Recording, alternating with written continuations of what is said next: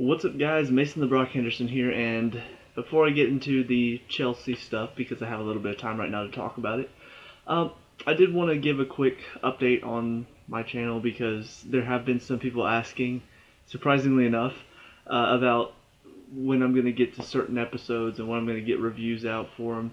And the truth is, I'm kind of swamped right now. I've got two coaching jobs that I do.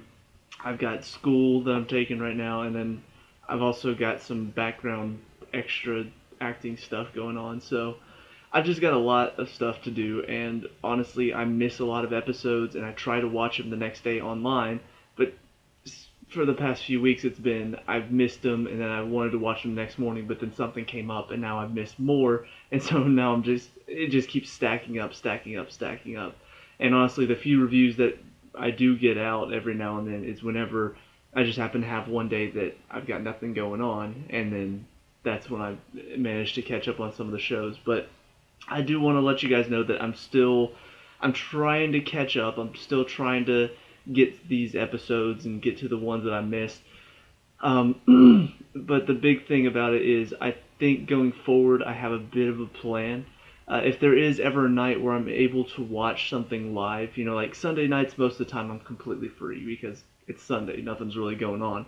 So for the most part, I'll probably be able to watch The Walking Dead and Elementary live. So what I'm thinking about doing is I'm probably going to watch those and do a review on them, but not upload it. And so that way I'll have them ready whenever I'm going through and I'm rewatching or trying to catch up. I'll have those already ready. So it may be where I get done with this past week's episodes and then get to Sunday and it's like, oh, well, I've already watched those and I can upload them really fast and just get it out of the way. But I did, I realize there are some people who actually are watching consistently, and I do appreciate it, and I really do apologize for falling behind and not being able to keep up. But I promise you guys, as soon as I have some time, I'll start to watch. I may have a little bit of time today to probably, I might be able to get into episodes, so we'll see. But anyway, that's it for the channel update. So if you're not interested in Chelsea stuff, you can leave. Go ahead. It's been nice talking to you. On to the Chelsea stuff, because we are in the month of February, and fortunately this is 6 days after I wanted to get this video out. But this is the January transfer window update, or, well, review, really. And to be honest, I thought, looking at it first, I'm like, I don't really even have to do it, because what did we do? But the more I thought about it, the more I realized, we actually did some good business in January. Not anything like, holy crap, like everybody's going to be talking about Gabriel Jesus at Man City and how much he's come in and changed everything all of a sudden.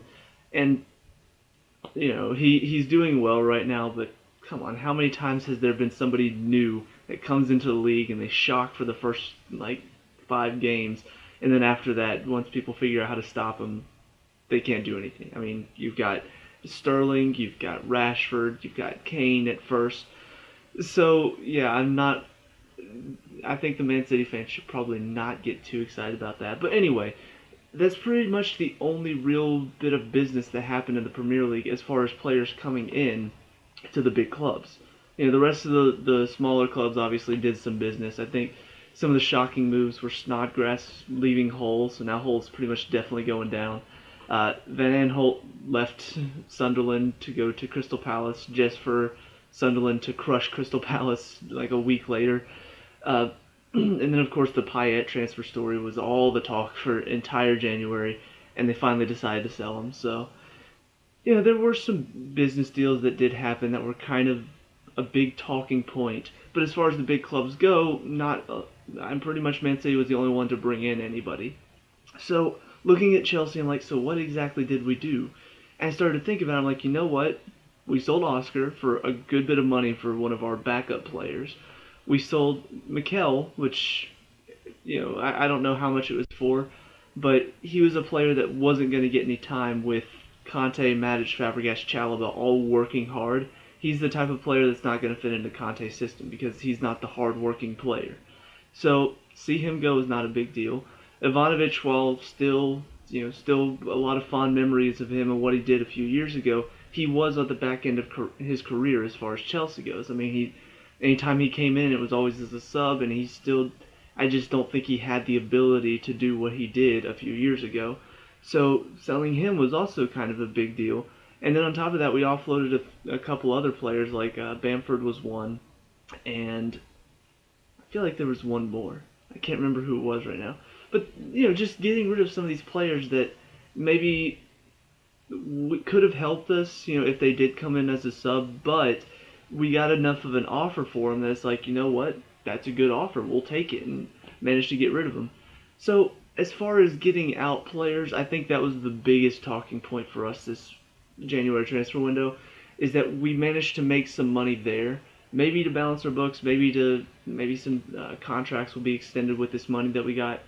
But I mean, it's just really it's impressive that we managed to get rid of some of these players that I'm sitting here thinking, like, honestly, I've talked about Mikel. I've talked about how much I don't really like him as a player, how lazy he is as a player. I'm thinking, how on earth are we going to get rid of him? Like, who wants to take him? And then all of a sudden, I hear Mikel is leaving for China. I'm like, okay, so okay then. And it's funny because I've had kind of a love-hate relationship with China, and the Oscar thing was great because we made money off of it, but then they come and offer for Costa, and it's like that unsettles Costa because of how much money it is, and I'm just like, okay, now you guys need to stop. But then they take Mikel from us, and I'm like, okay, well, not so bad. So, yeah, I don't really know how to feel about China, but as far as our transfers out go, I think that was a big deal as far as we made money off of players that weren't really going to get a whole lot of playing time. On to other transfer happenings for us. I think one of the biggest things that we did as far as bringing players in, pretty much the only thing we did, but it is a big deal in my opinion. We brought back a couple players from loan that I think will play a fairly big part in our team. I mean, Ake was one I've been talking about for a while.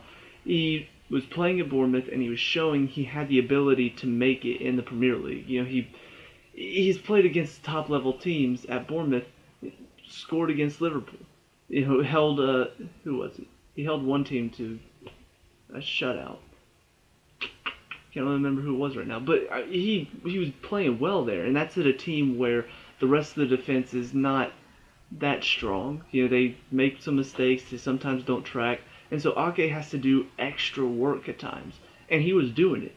I can't even count how many times I remember watching a Bournemouth game, and the ball is past the goalkeeper towards the goal, and Ake's the only one charging toward the goal, thinking maybe he can get there and stop it. Maybe he can get in the way of it. And he always throws his body on the line trying to make a save. And I'm like, that's what we need at this club. We don't need a Gary Cahill who's sitting there standing as the cross is coming in easily towards the back post. We need somebody who's willing to charge it down and close it down. And so I think Ake, in that respect, will be a good addition to our team. And I think as soon as he starts to get accustomed to the style of play and Conte starts to see a bit more of him, I do think that change will happen. But for now, I think Conte's kind of set in his ways and in his team. He's not a manager known for making a whole lot of changes. So I think for now, things will probably stay the same. But I do hope in the next few games Ake starts to show his potential and what he's capable of, and that I do think he can do a better job than Cahill in the defense, or at least a better job on the wings for Alonso. But the other one that we brought back, actually I think we brought two. We brought back two wingers, which I was talking about the wingback position and how we've got Moses and we've got Alonso, and that's pretty much it. And even Alonso's not a great choice. He's solid. Moses, I think, is a great choice there. And since I said that, he's tried out Pedro in that position a couple times, and Pedro does okay there. But I do think one of the things that Alonso brings that Pedro doesn't is he's a bit more solid defensively. I don't think he's a great defender. I think we've seen several times he makes mistakes back there. He's not somebody who's going to go one-on-one like a Spilicueta would and stop the guy. He's probably going to get beat if he's up against like a David Silva or a Mane, something like that. So looking at that wing-back position, I'm like, so who could we bring in? Who could we possibly go and buy? Well, we end up bringing in Kennedy and Musonda off of loan, which Kennedy wasn't getting any playing time at Watford, so it kind of makes sense why you'd bring him back. And Musonda, I don't really know where he was. I think his loan may have ended. but they're both solid wingers, and Kennedy played fullback last year for Mourinho, so he knows how to play both sides of the ball. I would love to see them get a chance. Kennedy got a little bit of time against Brentford when we played in the FA Cup, but I would love to see him possibly get some time in the side because honestly, I've loved Kennedy for the past year. Just watching him at the beginning of last year and just how much work he put in on the field and how his quickness, his pace, he brings a lot to the field. And I do think that he could be very solid if we give him the time and we let him grow in the Premier League. And Musonda, I haven't really seen a whole lot of, but I've heard a lot of things about him. I've heard that he's a solid winger, and obviously FIFA is not exactly the best thing to use, but on FIFA he is rated fairly high. I want to say he's like a 78 or 79, and he's young. I mean, he's 21, I believe. So he is a player that might be able to help us. So I'd like to see him also get a chance if possible. And then, of course, the biggest transfer story just for our club in general was the talk that Costa was going to leave. And, looking back now, maybe it was all just talk. I mean, his goal celebration was brilliant. They're going to keep talking. Maybe that's all it was. Maybe it was all just talk. Maybe it was blown out of proportion. The offer came in. Conte said something out of frustration, and they just took that one thing and just said, okay, we're going to run with this and make it a big deal and a big story. But I think the biggest thing about it is the fact that Conte managed it so well.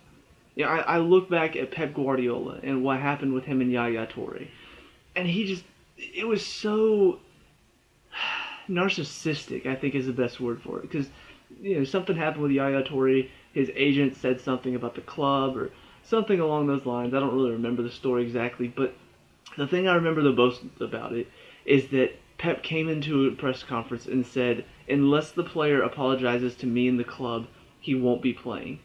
I just remember thinking, you're just making this all about you. That's what everybody sees right now.